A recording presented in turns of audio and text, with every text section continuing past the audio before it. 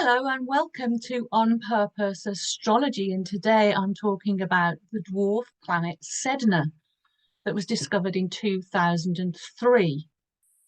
She's the most distant object so far discovered in our solar system, 8 billion miles away from the sun. I'm going to share the screen to show you what a wild and eccentric orbit of the sun Sedna has. This is a picture from NASA.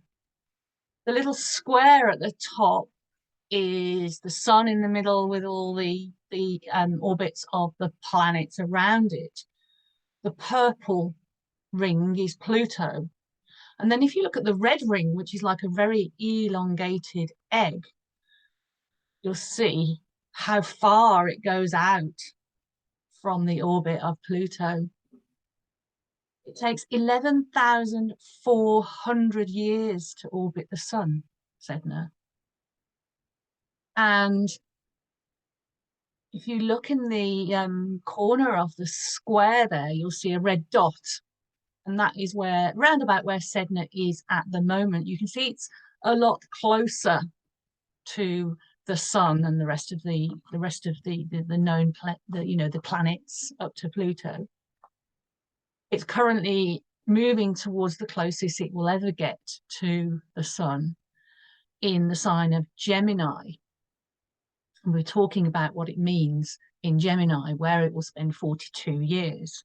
By contrast, if you think that it spends 1,000 years in Sagittarius, which is the opposite sign to Gemini, and it was last in Sagittarius in the BCE period, 1432 to 18 BCE.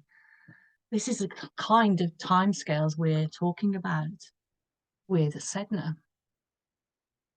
Now, when a new planet is discovered, it's named by the astronomers. Often it's named by the astronomers who discover it. And what astrologers do, they look at the myths that surround the name of this new planet, this new body, whether it's a planet, a dwarf planet, an asteroid, etc. Because astrologers believe that it's no coincidence that it reflects the theme. The name reflects the theme of the planet, or at least the burgeoning themes. As time goes on, more and more things emerge about these new planets and what they mean. They transit our charts and they transit during world events. But to start with, let's look at the myth of Sedna. Now, Sedna was an Inuit goddess. Now, what's interesting is two things about her being called Sedna. The first is that she's a goddess. When we think of Mercury through to Pluto, there's only Venus that represents the divine feminine. And there's other dwarf planets that I will probably make videos of in the future, which are also named after the divine feminine, myths from the divine feminine. The other thing is that she's an Inuit goddess.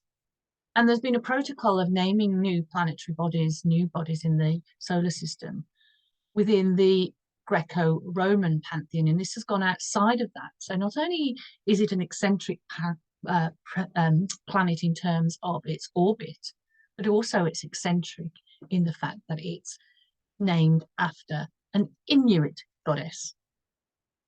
Okay, so what is the myth? Well, the myth is basically that Sedna, in the patriarchal society in which she lived, was married off. Her father found a husband for her and married her off. Her husband abandoned her, so her father went to bring her back home in the canoe across icy waters. On the way back, there was a tempest, a storm at sea, putting both of their lives at risk. So what her father did, Sedna's father, threw Sedna overboard to save himself because he couldn't save both of them. Sedna fought back and she managed to put her fingers over the side of the canoe to try and pull her back onto the canoe, which would have capsized the canoe and both of them would have perished. So her father sacrificed her. And what he did to stop her getting back into the canoe was to cut off her fingers. There was no way then that she could get back in and save herself. She went to the bottom of the deep, cold ocean and became a goddess. But what about those fingers? Those fingers also dropped into the ocean. And in the myth, those fingers became the beautiful, magnificent sea creatures like dolphins and whales and turtles. And she became the goddess of the sea, of the deep oceans. And she looked after the beautiful creatures within those oceans and was worshipped by the fishers and the hunters who took what they needed from the oceans. It was very much an ecological message from Sedna. They took what they needed for survival and no more. And they worshipped Sedna and looking after the bounty and the abundance of the oceans. Now, what we can say about Sedna and a few other planets, as I said, which I'm going to be doing videos as well, that they've been discovered during the last sort of 30, 40 years, as say 2003 was Sedna's discovery. They've come into human consciousness to perhaps disrupt the patriarchy and to celebrate the divine feminine and reinitiate us into the divine feminine, which is why I've called this video We Are All Goddesses Now. When I talk about the divine feminine, I'm not just talking specifically about women or any particular gender. We all have, whatever our gender, or even if we don't identify with a particular gender, we all have the divine feminine within us and collectively. The other reason why I've called it We Are All Goddesses Now is because in the myth, in Inuit mythology, gods and goddesses walked the earth. They walked around, they walked with us on the earth. They didn't go and live on Olympus. They weren't in heaven or Valhalla or some other dimension. So we are all goddesses now. We can all relate to the divine feminine. We can all feel that divine within us. And I think this is one of the messages of Sedna. Now, what themes for Sedna can we perhaps extrapolate from the myth? Well, suffering, victimization, abandonment, suffering at the patriarchy, losing your grip. Literally, she couldn't grip onto the side of the boat. She had to let go. So letting go is another thing. But also spiritual awakening, and I'll talk a little bit more about that. Letting go of hereditary patriarchal patterns. Abundance, she protected the abundance of the oceans and ultimately of the earth. And of course, an ecological environmental message. I also think that she heralds a spiritual awakening revolution, which is becoming more and more, I believe, open to all of humankind, to understand things more at a spiritual level. I've read some articles and seen some videos from Alan Clay and Jennifer Gale, G-E-H-L, who have researched the themes of Sedna extensively, and they're both independently written books about Sedna if you want to explore Sedna a little bit further and a little bit deeper. One of the reasons, of course, I agree with them, and one of the reasons that I agree with them, as I've already said or alluded to, is that planets become known to us when we're ready to understand their message, their deeper meaning.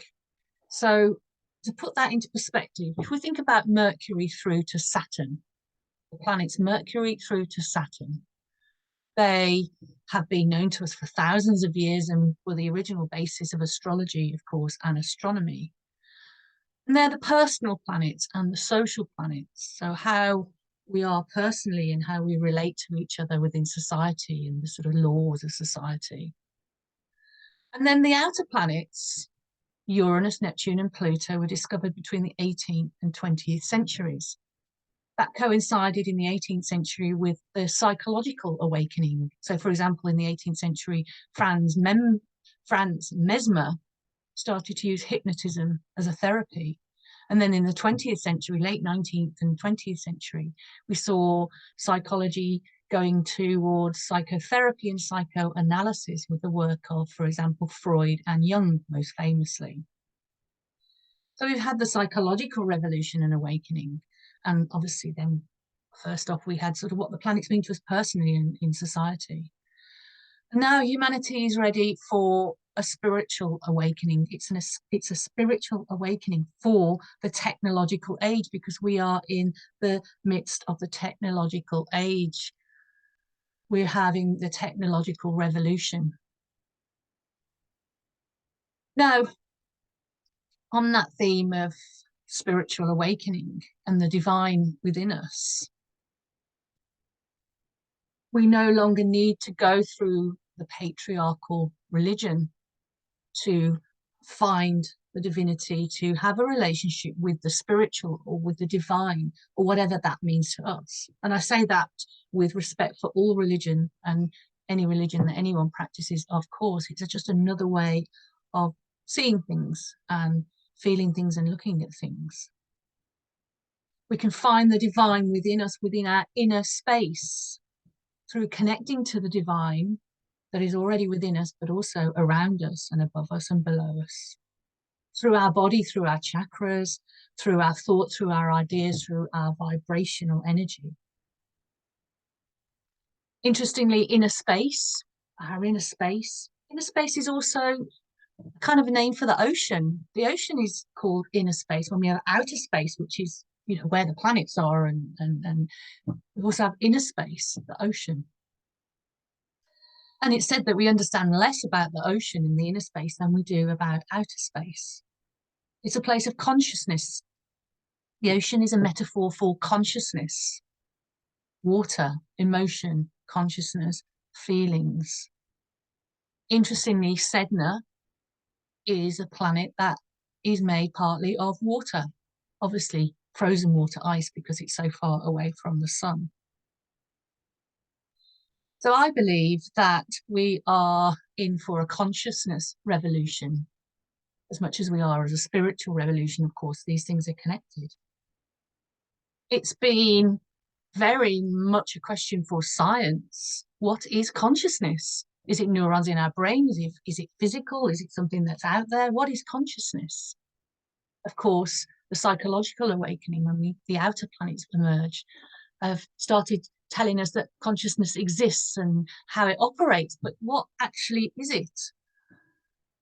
I've said in lectures and also in my video about Pluto in Aquarius that we might actually eventually, during this period of the next few years or so, solve, or at least part solve, the mystery of what consciousness is.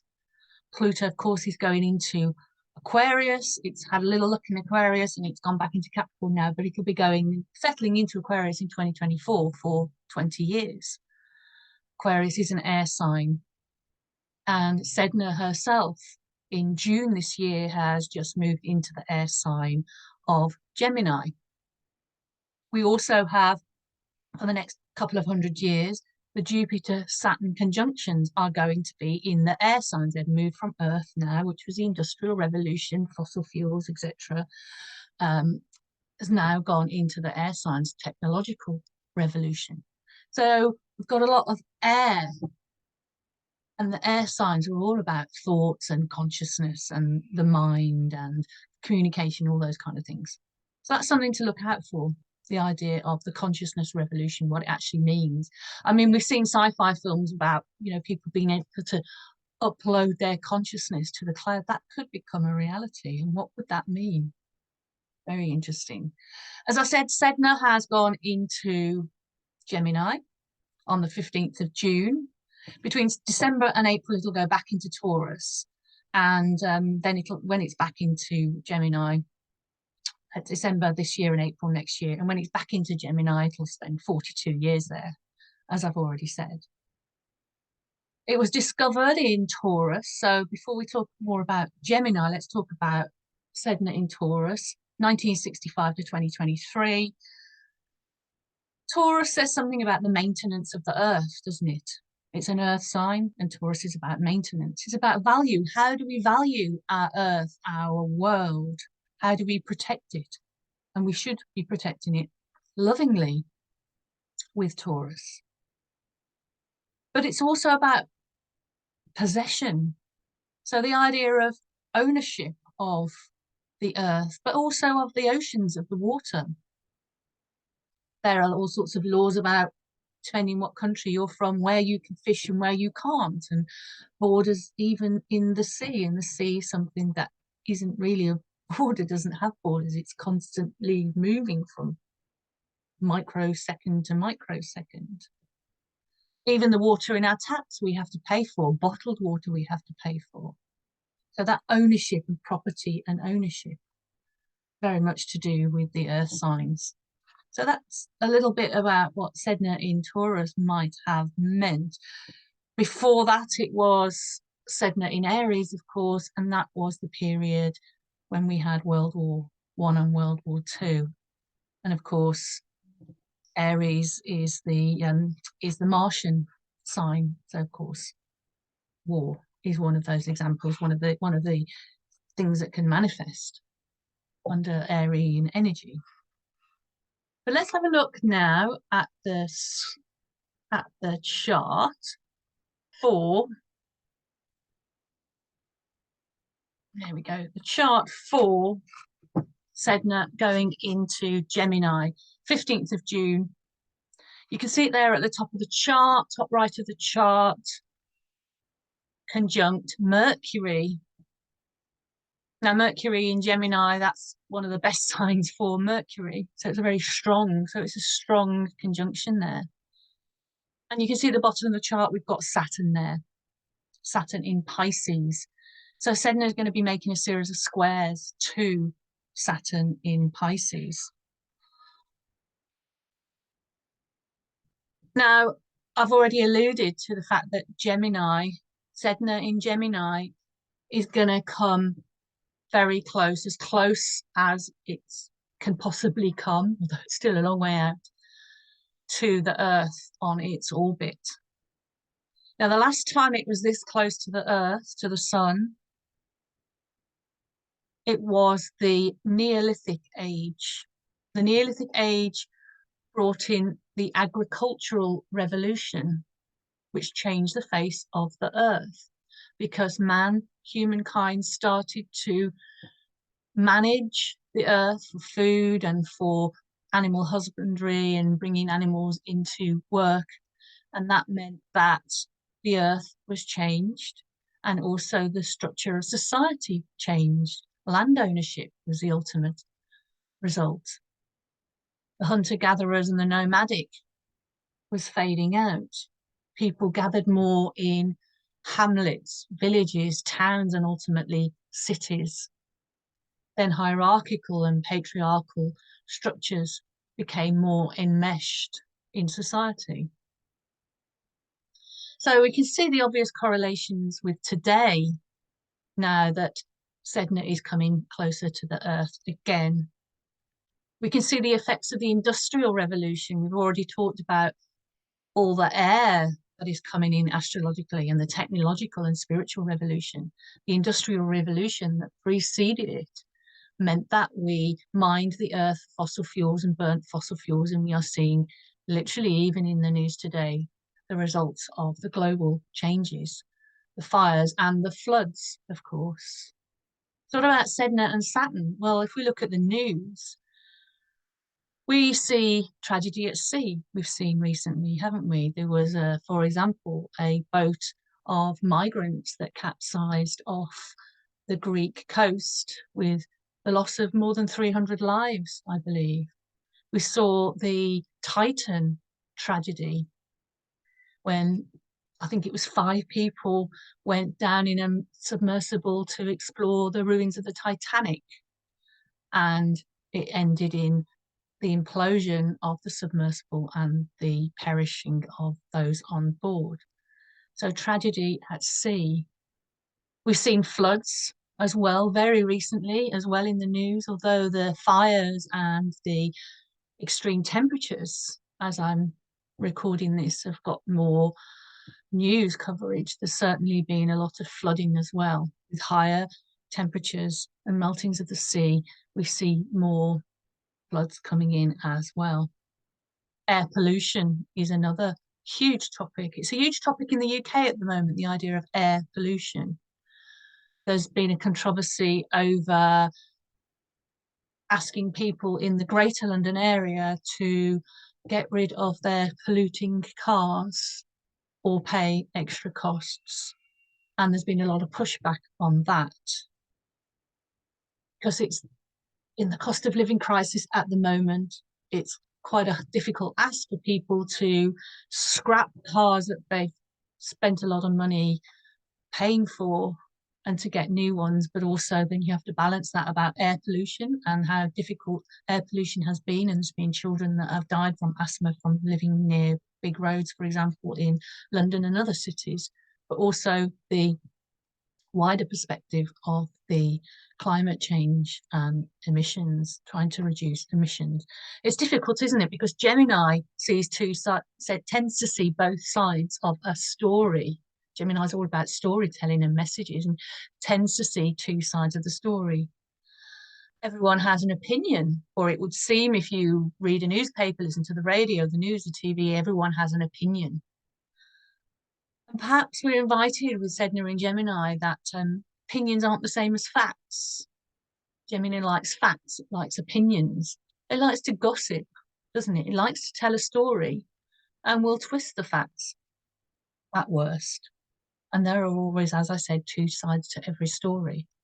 So whether that's the short-termism of making sure we're all okay now, or whether it's the long-termism of struggling now a little bit and securing a better future.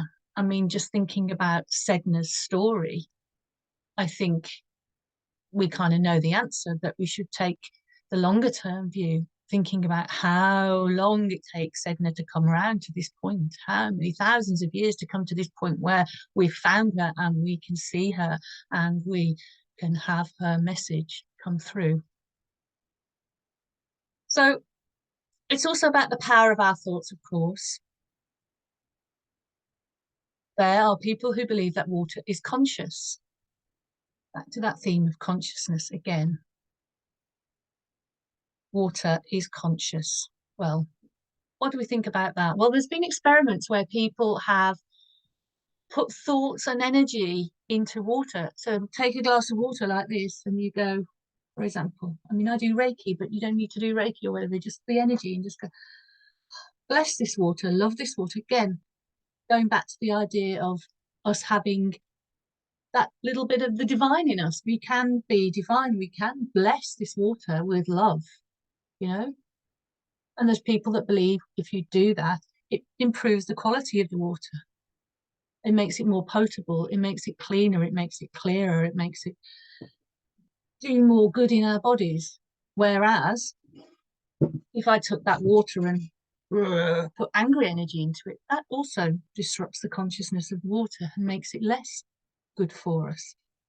Food for thought, certainly, with Sedna in Gemini. Now, Sedna couldn't carry on the way she was. She couldn't carry on. She couldn't carry on. She couldn't be with her father. She couldn't be with the husband she'd been married off to. She had to go and do something completely different. She couldn't carry on the way she was. And neither can we, I guess. But it's also a message of hope, because we do have power to adapt, Gemini, and change, Gemini, to create a better world, not only for ourselves, but for everyone and everything in it, because we are all goddesses now. Thank you very much for listening. Please subscribe if you've enjoyed this video and share this video, and been really enjoying making these videos for you. This is a brand new channel. I think it's less than 3 weeks old as I'm recording this. I'm really enjoying it, and I so much value and appreciate everyone who's subscribed and watched so far and commented as well. Thank you so much. Bye for now.